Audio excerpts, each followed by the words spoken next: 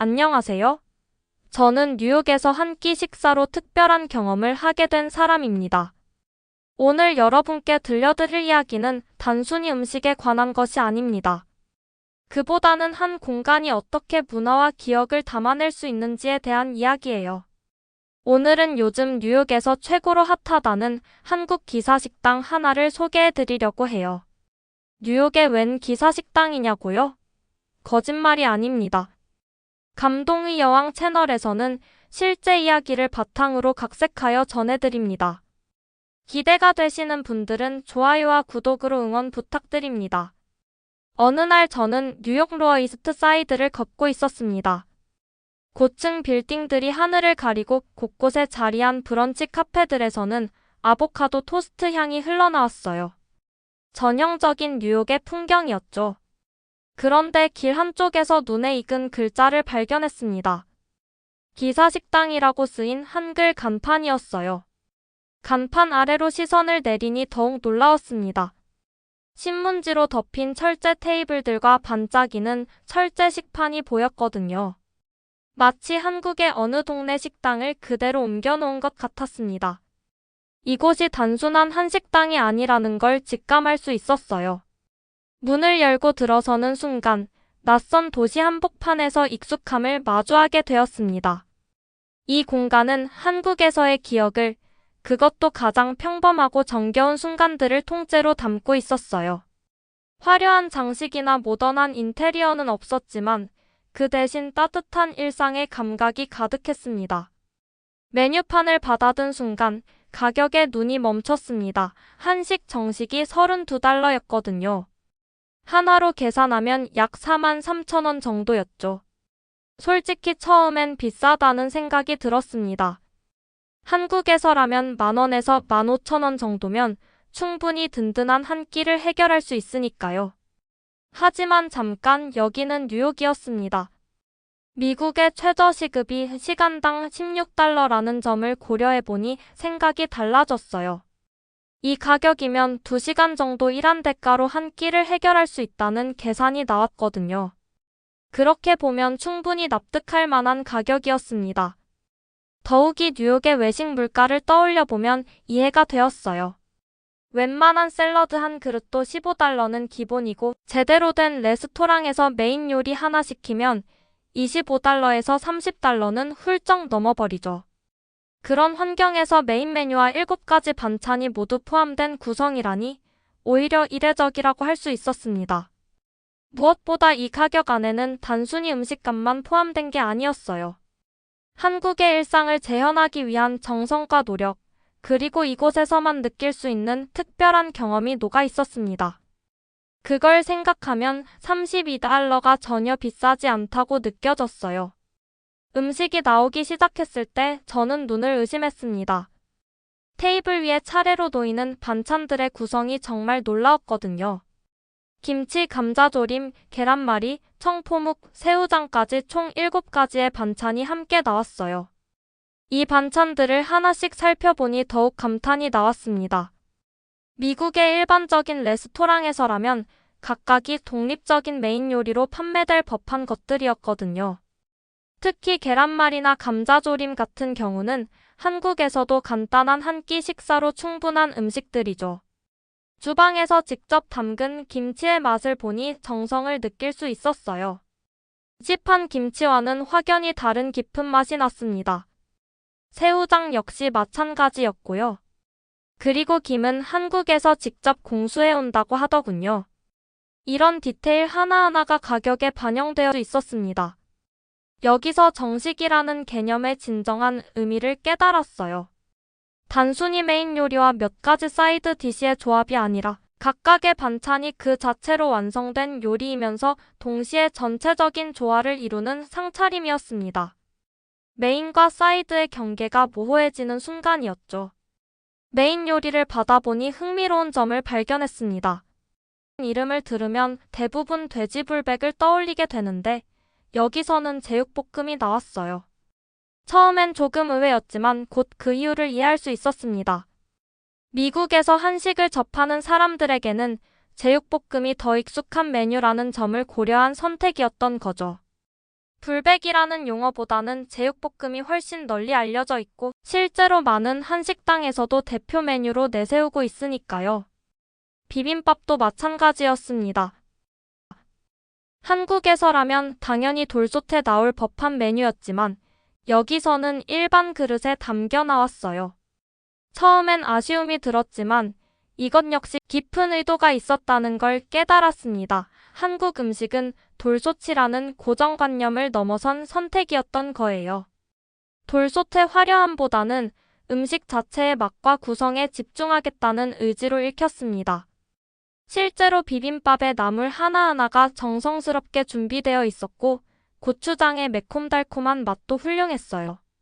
이런 선택들을 보면서 이 식당의 철학을 엿볼 수 있었습니다.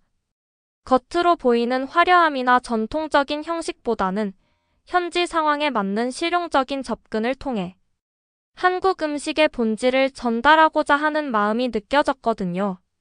식사를 마치고 나니 자연스럽게 시선이 한쪽 구석으로 향했습니다. 거기에는 낡은 믹스커피 자판기가 하나 놓여 있었어요. 벌써 몇 명의 손님들이 줄을 서서 기다리고 있더군요. 저도 호기심이 생겨 그 줄에 합류했습니다. 자판기 앞에 서니 어린 시절의 기억이 떠올랐어요. 한국의 동네 식당에서 식사를 마치면 아버지가 항상 믹스커피 한 잔을 뽑아서 드셨던 모습이 생각났거든요. 어려서 커피를 직접 마실 수는 없었지만 달달한 냄새가 나서 좋았었던 기억이 있습니다. 동전을 넣고 버튼을 누르니 익숙한 소리와 함께 종이컵에 뜨거운 커피가 담겨 나왔습니다. 첫 모금을 마시는 순간 마치 시간이 거슬러 올라가는 것 같았습니다. 그 특유의 달콤하면서도 진한 맛이 입안에 퍼지면서 말로 설명할 수 없는 위로감이 느껴졌어요. 주변을 둘러보니 외국인 손님들도 신기하다는 표정으로 믹스커피를 마시고 있었습니다. 그들에게는 자판기에서 나오는 커피 자체가 새로운 경험이었겠죠. 반면 한국인 손님들은 저와 비슷한 표정을 짓고 있었어요. 그 얼굴에서 깊은 향수를 읽을 수 있었습니다. 이 작은 자판기가 단순한 디저트나 음료 제공 기계가 아니라는 걸 깨달았어요. 주인장이 어린 시절부터 한국 식당에서 늘 마주했던 기억의 조각을 이곳에 그대로 옮겨온 거였습니다. 그리고 그 기억이 지금 이 순간 뉴욕 한복판에서 새로운 의미로 되살아나고 있었어요. 식당을 나오면서 직원에게 들은 이야기가 놀라웠습니다. 저녁 시간대에는 웨이팅이 최대 3시간까지 걸린다고 하더군요. 처음엔 믿기 어려웠어요. 단순히 한식을 파는 식당 하나 때문에 그렇게 오래 기다린다는 게 말이 되나 싶었거든요. 하지만 곰곰 생각해보니 이해가 되기 시작했습니다. 뉴욕에는 이미 수많은 한식당이 존재해요.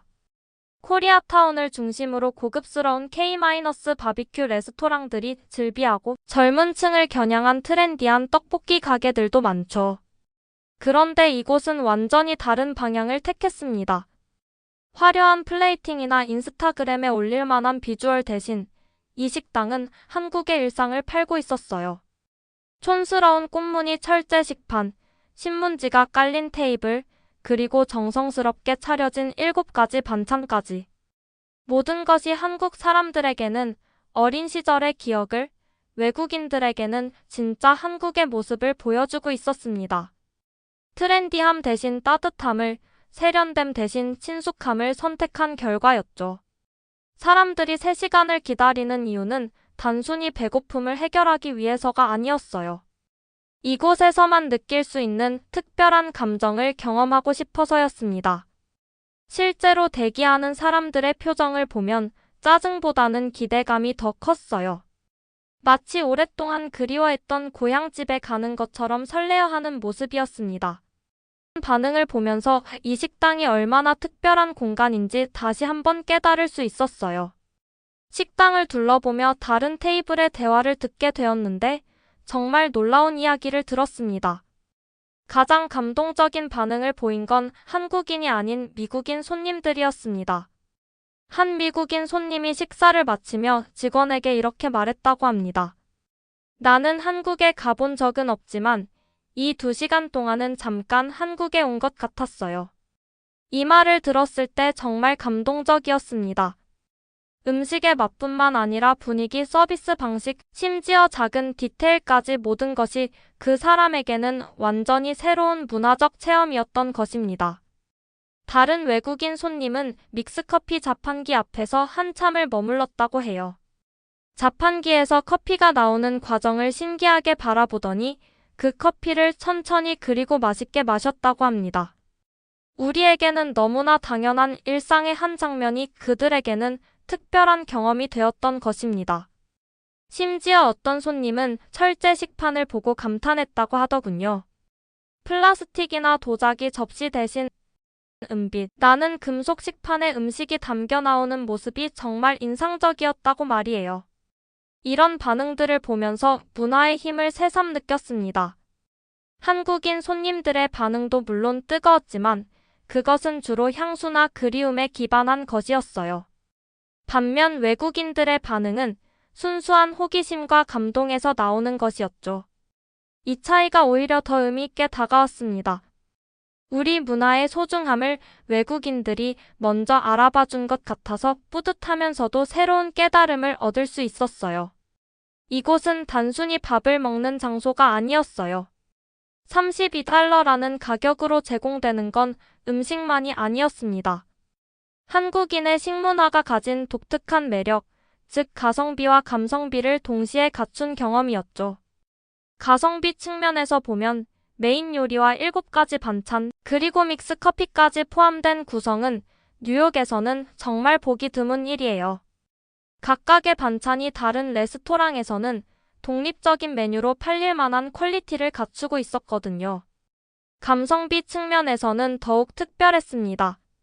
한국의 정겨운 일상을 그대로 재현한 공간에서 느낄 수 있는 따뜻함과 위로는 돈으로 계산할 수 없는 가치였어요. 직원에게 들은 바로는 앞으로 메뉴를 더 확장할 계획이라고 하더군요. 김치찌개, 돈가스, 잔치국수 같은 한국인들에게 친숙한 음식들을 통해 더 다양한 한국의 평범한 식탁을 세계와 나눌 예정이라고 했습니다. 정말 기대가 됩니다. 이 기사식당은 한국 문화가 글로벌 도시 한가운데 성공적으로 안착한 하나의 사례라고 할 수 있어요. 화려한 마케팅이나 트렌디한 컨셉 대신 진정성 있는 일상의 감각으로 사람들의 마음을 사로잡았거든요.